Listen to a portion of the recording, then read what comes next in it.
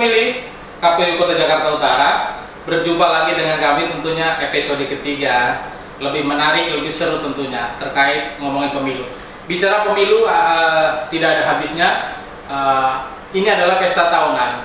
Pemilu adalah media demokrasi 5 tahunan sebagai penentu untuk 5 tahun ke depan. Adapun regulasi-regulasi atau aturan-aturan yang semua pihak harus diikuti. Konsekuensinya ketika aturan itu tidak diikuti oleh semua pihak, baik itu penyelenggara, baik itu partai politik dan peserta pemilu lainnya, akan terjadinya sengketa pemilu. Nah, menjadi menarik ketika itu kita bahas hari ini. Sudah hadir narasumber kita, Bapak Ibnu Afwan. Beliau adalah anggota KPU Kota Jakarta Utara. Langsung saja, Bang Ibnu, sehat? Alhamdulillah. Ini Bang Ibnu apa Pak Ibnu namanya? Enaknya apa ya? Pak Ibnu ya? Boleh. Ya. Terlalu formal kayaknya kalau bapak ya. Oh ya, jadi abang aja ya? Abang aja lah, biar Bang Ibnu, ini bersahabat. Siap. Bang Ibnu, ini kan menarik nih, ngomongin pemilu nih. Terkait pemilu, tentunya ada regulasi dan aturan-aturan yang semua pihak harus mengikuti itu. Betul? Yes. Nah, Pak Ibnu, minta itu dong. Minta apa namanya? Pak Ibnu itu latar belakangnya dari mana? Terus di KPU itu dari tahun berapa Bang kira-kira Pak? Ya, teman-teman sahabat pemilih, saya selama ini menjadi aktivis di Jakarta Utara, khususnya di Ormas Kepemudaan yang namanya KNPI, Karang Taruna dan organisasi lainnya. Saya pernah berkecimpung di situ. Jadi karena ini menjadi hajat nasional pemilu ini, maka kita punya tanggung jawab moral untuk ikut mensukseskan sebagai anak bangsa Pak. Ya, untuk mensukseskan pemilu. Karena sukses pemilu itu bukan hanya tanggung jawab pemilu KPU saja, tapi menjadi tanggung jawab kita semua. Dan pemilu ini kan hajat yang dilaksanakan 5 tahun sekali. Betul. Dan harus mengikuti segala macam regulasi dan aturan. Betul. Pak Ibnu pernah dulu berkecimpung juga di kepemiluan. Betul. Sebelumnya belum. Sebelumnya saya belum pernah menjadi penyelenggara. Oh, belum pernah ya. Artinya ada tantangan tersendiri ketika Pak Ibnu terjun ke KPU, betul ya? Iya. Wah, menarik, seru nih pasti. Begini Pak Ibnu, bicara politik, bicara pemilu itu kan tentunya ada aturan-aturan yang harus diikuti semua pihak. Benar. Betul ya? Benar. Nah, ketika ketika aturan-aturan itu juga tidak bisa diikutin, konsekuensinya adalah sengketa.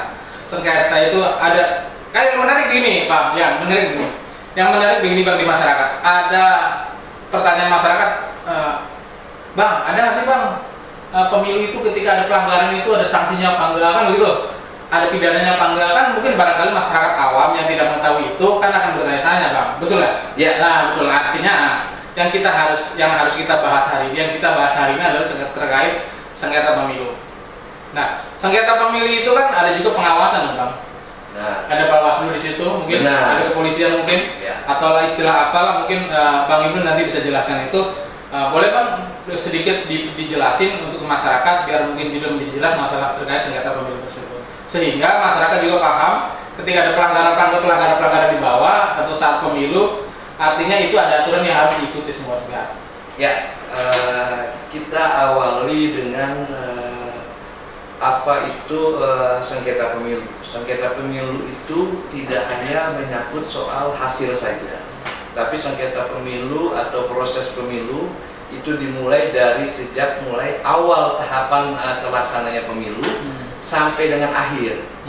Awal itu dari mulai pendaftaran verifikasi partai, pendaftaran bakal calon peserta pemilu. Peserta pemilu itu ada 3 ya. Ada yang namanya partai politik. Jadi setiap anggota legislatif yang mau mencalonkan diri menjadi DPR atau DPRD itu melalui mekanisme partai politik. Lalu kemudian peserta yang kedua adalah perorangan. Perorangan itu diperuntukkan buat mereka yang mau menjadi calon anggota senator atau DPD. Seperti DPD yang sekarang itu kan tiap provinsi itu punya kota 4 orang untuk menjadi anggota DPD. Berapapun jumlah calonnya, tapi yang nanti terakomodir menurut aturan dan regulasi yang ada itu hanya 4 orang. Itu untuk ini Bang, untuk setiap provinsi dijatah 4 orang ya? Iya, 4 orang. Kotanya cuma 4 orang. Jadi suara terbanyak lah itu yang 4 orang itu dari berapapun jumlah peserta perseorangan itu. Lalu kemudian peserta yang ketiga itu adalah gabungan partai politik. Gabungan partai politik itu diperuntukkan untuk pasangan calon presiden dan wakil presiden. Kenapa gabungan partai politik? Karena memungkinkan buat partai yang punya calon tapi suaranya tidak memenuhi persyaratan menurut aturan dan undang-undang, maka dia boleh mengajak partai yang lain. Maka dia boleh mengajak bergabung partai yang lain yang biasa disebut dengan koalisi. Betul. Biasanya koalisi ini memiliki tujuan yang sama, calon yang sama, dan memenuhi unsur-unsur pemenuhan syarat sebagai sahnya sebagai calon presiden atau wakil presiden. Regulasi yang ada menyebutkan bahwa calon wakil presiden dan wakil presiden itu harus memenuhi 20% jumlah kursi yang ada di DPR. Atau 25% dari perolehan suara partai. Kalau misalnya seperti contoh yang lalu-lalu ya, satu partai tidak cukup untuk mencalonkan satu calon presiden karena suaranya kurang atau persyaratannya kurang, maka dia boleh bergabung dengan partai lain. Makanya koalisi itu penting untuk menyatukan persepsi, visi dan calon yang sama. Tapi itu nanti kita bahas di episode yang lain. Siap. Karena memang bahasan kita terkait dengan sengketa. Jadi sengketa itu dari mulai awal tadi saya sampaikan, awal tahapan sampai dengan akhir, karena di situ ada persyaratan-persyaratan yang harus dipenuhi dari perspektif hukum. Dan semua tahapan itu berimbas atau berimplikasi terjadinya sengketa atau gugatan. Itu namanya sengketa proses. Seperti misalnya ketika penetapan daftar calon sementara atau daftar calon tetap anggota DPR atau calon-calon yang lain sebagai peserta pemilu, terjadi gugatan bahwa yang bersangkutan dinyatakan secara administrasi, secara persyaratan dia tidak memenuhi syarat, padahal dia merasa memenuhi syarat, maka dia menggugat. Ketika gugatannya dipenuhi, maka sahlah dia menjadi peserta partai politik. Contohnya seperti tahun 2019 yang lalu, di mana partai PKP dan partai Bulan Bintang sama KPU tidak dimasukkan sebagai peserta pemilu. Kemudian mereka melakukan gugatan, dan dalam gugatan itu mereka memenangkan perkara ini. Akhirnya mereka dijadikan sebagai peserta tambahan, bukan peserta tambahan ya, peserta ketika gugatan di MK-nya mereka menangkan. Jadi gugat-menggugat ini dalam proses pemilu sebuah demokrasi yang baik ya, yaitu sah-sah saja. Sah-sah saja. Jadi ada proses hasil dan ada proses pemilu. Proses pemilu itu kebanyakan yang menyangkut soal administrasi dan regulasi-regulasi yang dikeluarkan oleh KPU. Aturan-aturan tadi? Iya, aturan-aturan itu. Sedangkan gugatan hasil itu hanya menggugat dan boleh digugatnya itu adalah ke MK. MK itulah yang mempunyai domain untuk mengadili proses sengketa hasil pemilu. Jadi hasil pemilu itu ketika hasil yang menjadi ketetapan KPU sudah disahkan. Seperti misalnya suara presiden dan wakil presiden pemenangnya adalah ini, perolehan suaranya sekian. Itu keputusan hasil pemilu. Ketidakpuasan dari pasangan calon atau tim pasangan calon terhadap hasil, silahkan kalau ingin menyampaikan ketidakpuasan atau tidak menerima hasil tersebut, menggugat. Itu sah-sah saja dan dibolehkan menurut undang-undang dan regulasi kita. Begitupun contoh-contoh yang lainnya. Ketika ada contoh tahapan soal pendistribusian logistik pemilu pada hari nanti, ada kekurangan KPU atau kesalahan KPU ketika dia menyampaikan logistik tersebut di luar batas waktu yang sudah ditentukan, sehingga mengganggu jalannya pemilu atau keterlambatan pemilu. Itu bisa digugat pemilu. Kita bisa digugat sebagai penyelenggara. Adanya kesalahannya di mana. Tapi hal tersebut menyangkut menjadi domainnya Bawaslu. Jadi ada yang menjadi domain Bawaslu, ada yang menjadi domain Mahkamah Konstitusi. Karena Bawaslu sendiri itu kan dalam bentuk pengawasan. Siap. Benar. Dari mulai pengawasan, penindakan, pengadilan itu juga menjadi domain Bawaslu juga. Tapi dalam proses tahapan ya, ketika sudah menjadi sebuah hasil, itu menjadi domainnya Mahkamah Konstitusi. Gini Bang, jadi kan menarik nih terkait penjelasan Bang Ibnu tadi. Artinya kan ketika sudah menjadi keputusan juga sudah menjadi keputusan MK tadi yang disampaikan Pak Ibnu, artinya semua pihak itu kan harus mengikuti yang diputuskan tadi sama MK, betul ya? Betul. Nah, artinya kan keputusan itu juga mengikat semua pihak. Dan harus tunduk dengan aturan yang ada. Betul ya. Nah, dalam hal kepemiluan ada beberapa konsep pengadilan. yang disampaikan Pak Ibu tadi kan ada pengadilan ada Bawaslu dan Mahkamah Konstitusi.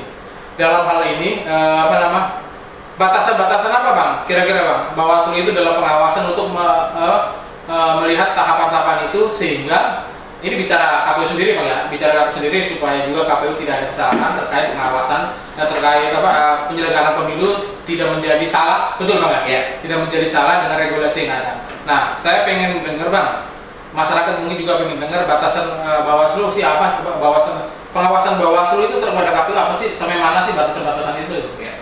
Oke. Dalam konstitusi kita itu penyelenggara pemilu itu ada 3. KPU sebagai pelaksana, Bawaslu sebagai wasit, dan DKPP itu sebagai pihak yang memproses, mengadili, menyidangkan atau memberikan sanksi kepada para penyelenggara pemilu ketika menyalahi aturan dan kode etik. Jadi 3 komponen inilah yang diatur dalam Undang-Undang Nomor 7 tentang kepemiluan di tahun 2017 yang lalu. 3 komponen ini masing-masing menjalankan tugas dan fungsinya sesuai dengan aturan dan undang-undang yang sudah diatur.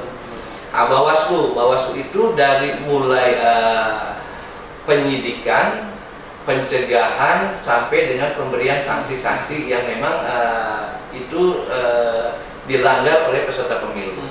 Sebagai contoh, di 2019 lalu ada salah satu caleg dari partai tertentu yang dikenakan sanksi harus dieliminir menjadi bakal calon yang sudah tercetak dalam kertas suara.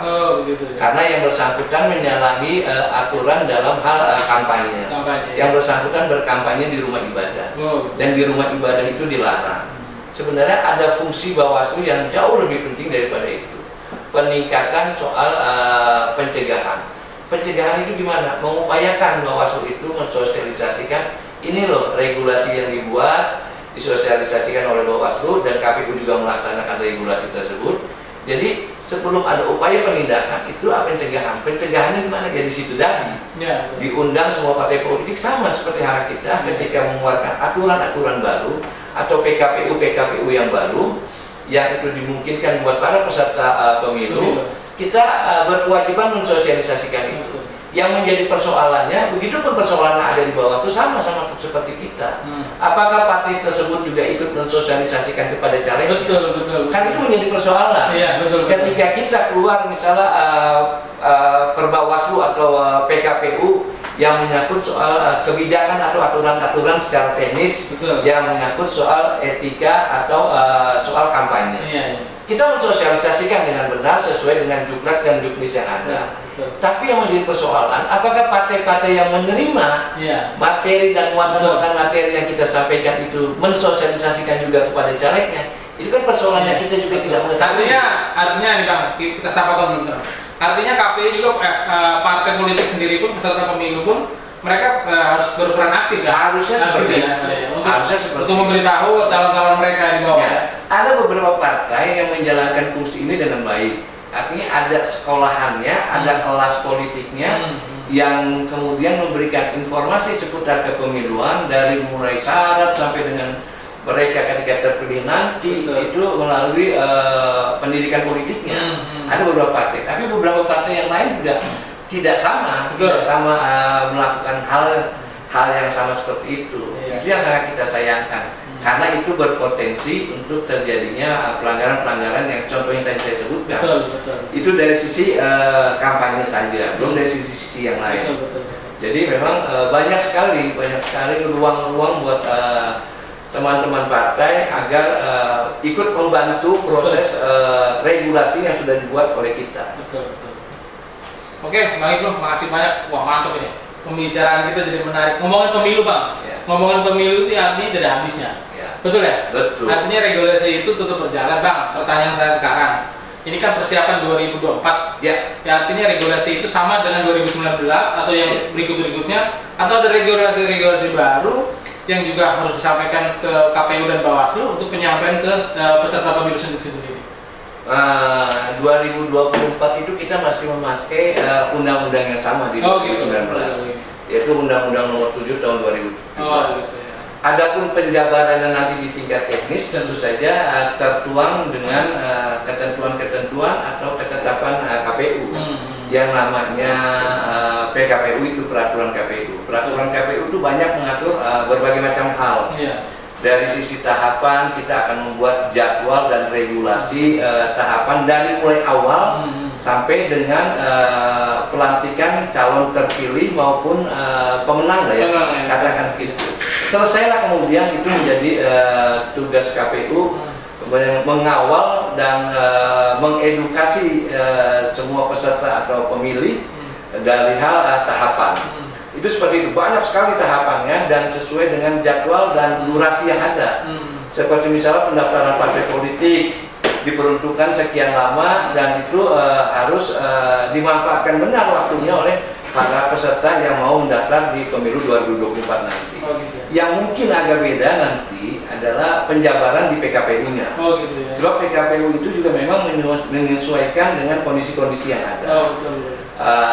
Kemarin kalau tidak salah informasi yang kita dapat itu setelah komisioner KPU yang baru ini beraudiensi dengan presiden di istana itu, keluarlah walaupun ini baru sifatnya pernyataan dari ketua KPU RI, persyaratan untuk ad hoc nanti itu dibatasi 50 tahun. 50 tahun. Pertimbangannya apa? Karena ini kan bertentangan dengan aturan yang ada di undang-undang. Pertimbangannya adalah ada rekomendasi dari Kementerian Kesehatan dan Ikatan Dokter Indonesia bahwa pemilu 2019 yang lalu itu banyak memakan korban sampai jumlah yang luar biasa ya.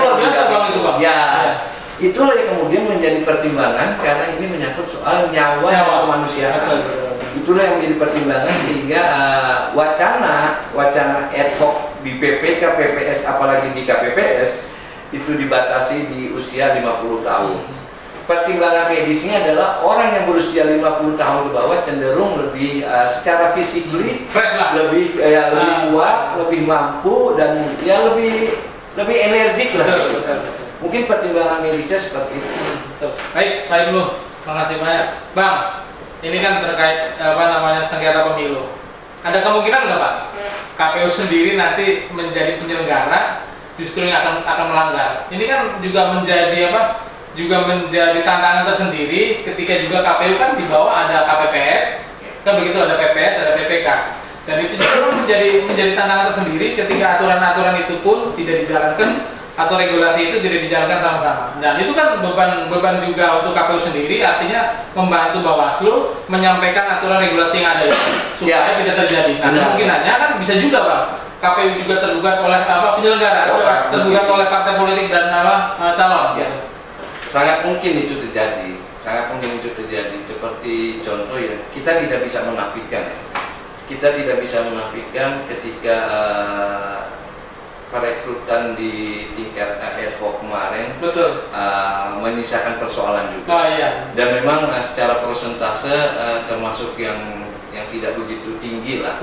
Ada beberapa catatan-catatan yang kemarin terjadi di 2019. Seperti contoh PSU, pemilihan suara ulang yang terjadi di Pademangan Barat, salah satu TPS di Pademangan Barat. Karena ketidakjelian penyelenggara, saya pun tidak menyalahkan 100% para KPPS yang bertugas di sana. Kita juga harus melihat apakah dalam hal pembintekannya PPS dan PPK-nya sudah berjalan dengan baik atau tidak, atau ada persoalan-persoalan lain yang menyangkut di luar dari mekanisme kepemiluan. Sebagai contoh di Pademangan Barat itu ada 37 pemilih yang di luar domisili di TPS itu menggunakan hak pilihnya. Tapi menurut informasi yang kita dapat dari ketua KPPS, hal tersebut sudah ditanyakan ke Panwasnya, ini masalah atau tidak. Artinya koordinasi terus sudah koordinasi. Ketika dinyatakan ini tidak bermasalah maka berjalan. Di tengah perjalanan selesai penghitungan suara, ada salah satu peserta pemilu dari partai politik yang menggugat karena memang orang-orang tersebut tidak terdata dan tidak terdaftar menjadi pemilih di TPS tersebut. Akhirnya itu menjadi persoalan di Bawaslu. Dan Bawaslu merekomendasikan bahwa di TPS tersebut harus diulang. Yang menjadi kewajiban KPU adalah kemudian menjalankan apa yang sudah direkomendasikan oleh Bawaslu. Sebab keputusan Bawaslu tentu saja sudah melalui proses dan mekanisme yang sesuai dengan aturan dan ketentuan. Jadi saya sangat yakin dan percaya ketika Bawaslu merekomendasikan segala sesuatunya sudah melalui proses dan tahapan-tahapan dari perspektif hukum tersebut. Betul. Yang kedua, kejadian lagi soal pelanggaran etika. Di TPS, salah satu TPS di Sukapura. Itu pemilu kapan, Bang? 2019 kemarin. Di 2019 kemarin. Artinya ada ketidakmengertian atau ada ketidakjelian dari teman-teman PPS ketika pada saat itu tertangkap tangan membuka kotak suara.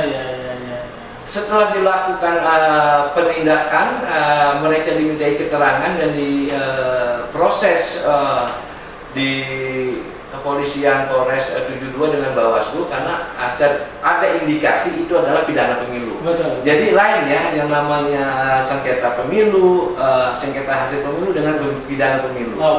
Sebab undang-undang kita juga mengatur mana hal-hal yang menyangkut pidana pemilu. Pidana pemilu adalah pelanggaran di luar administrasi dan yang lain-lainnya.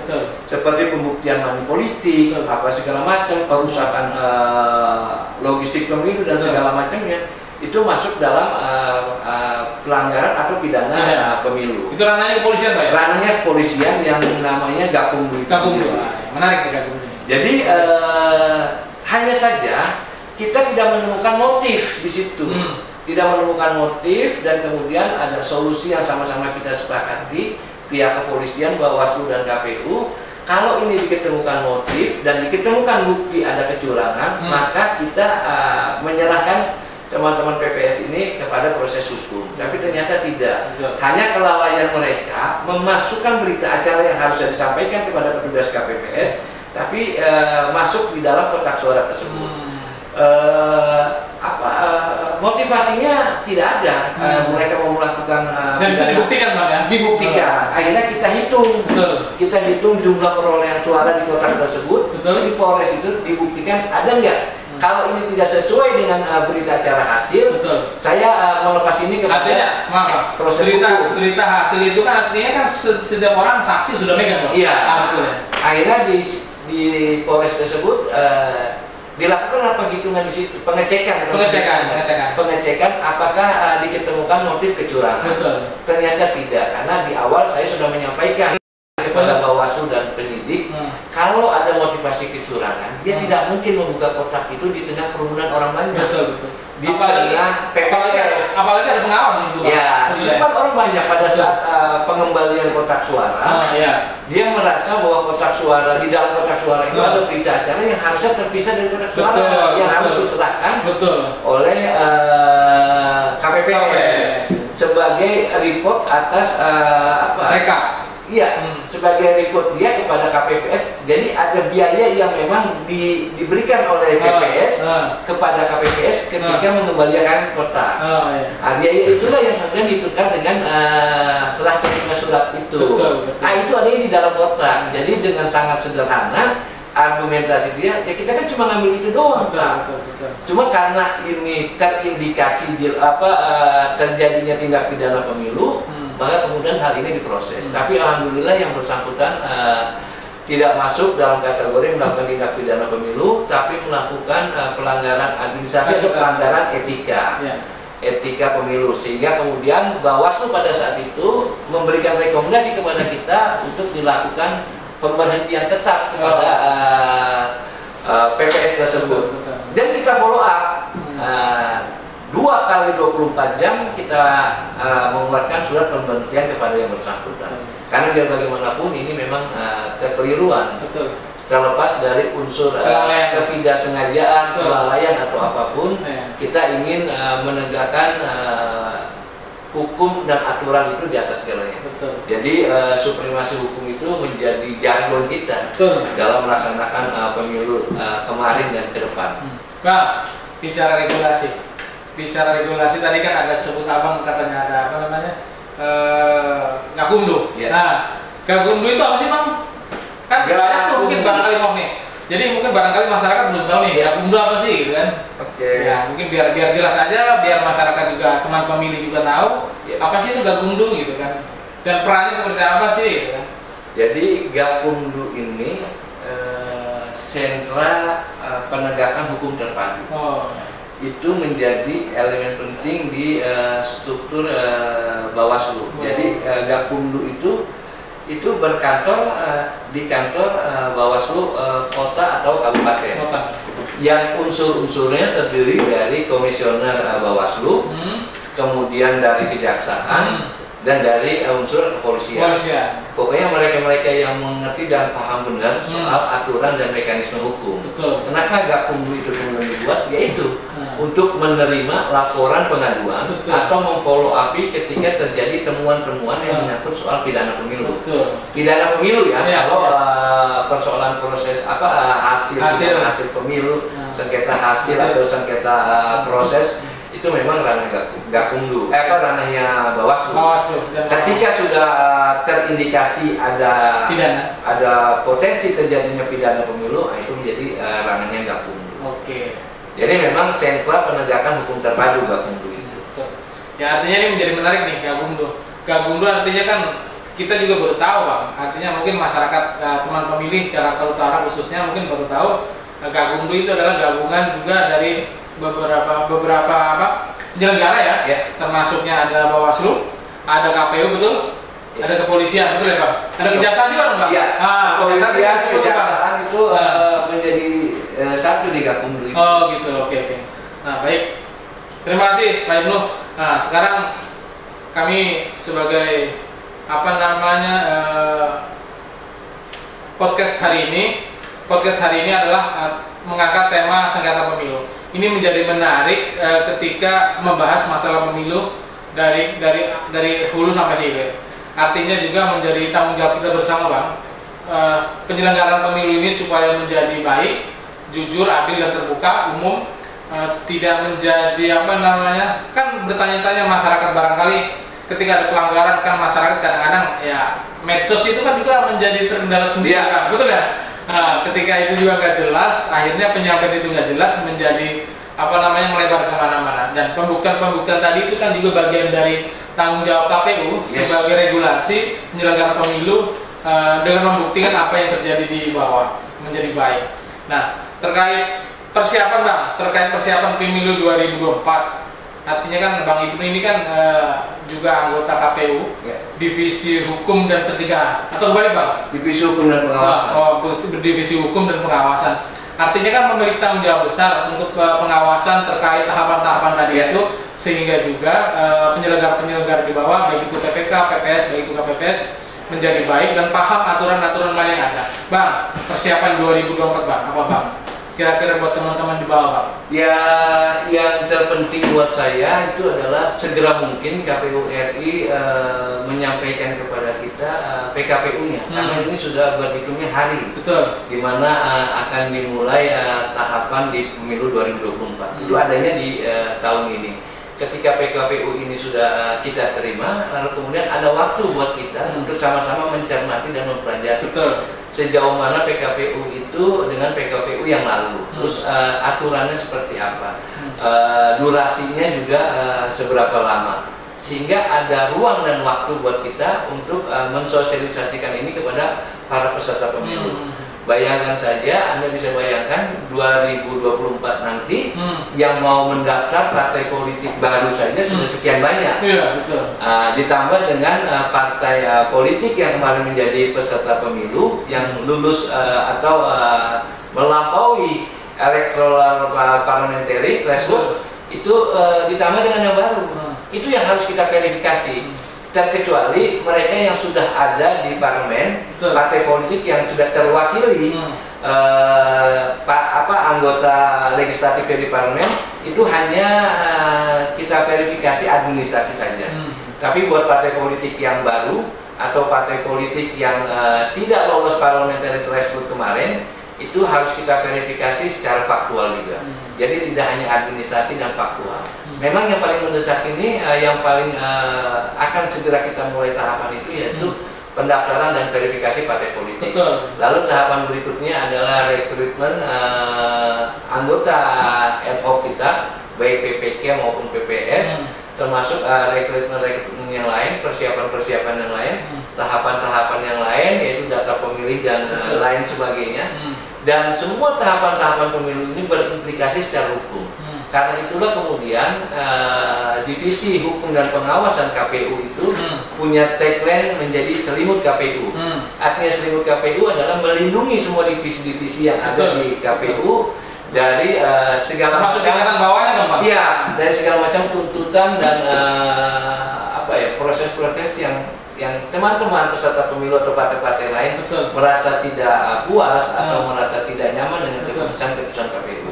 Semua divisi itu di tahapannya ada, dan semua tahapan itu berimplikasi secara hukum. Dan kita harus siap dengan itu. Apapun yang menjadi persoalan-persoalan yang menyangkut hukum dan tuntutan hukum, mau tidak mau, suka atau tidak suka, siap atau tidak siap, divisi hukum harus menjadi pengayom. Mungkin seperti itu, Mas Iwan. Mantap, Bang Ibnu. Artinya Bang Ibnu adalah bagian juga garda terdepan. Ketika ada pelanggaran-pelanggaran atau regulasi itu jadi betul lah. Harus di depan. Walaupun secara kolektif kolegial kita berlima. Iya, artinya kan divisinya sudah ada masing-masing. Oke, menarik obrolan siang hari ini tentunya bersama narasumber kita yang mantap. Tentunya tamu-tamu berikutnya nanti kita hadirkan sangat istimewa. Jangan lupa ikuti terus podcast KPU Kota Jakarta Utara menjadi informasi lebih lanjut kepada masyarakat tentunya persiapan pemilu 2024. Terima kasih. Wassalamualaikum warahmatullahi wabarakatuh.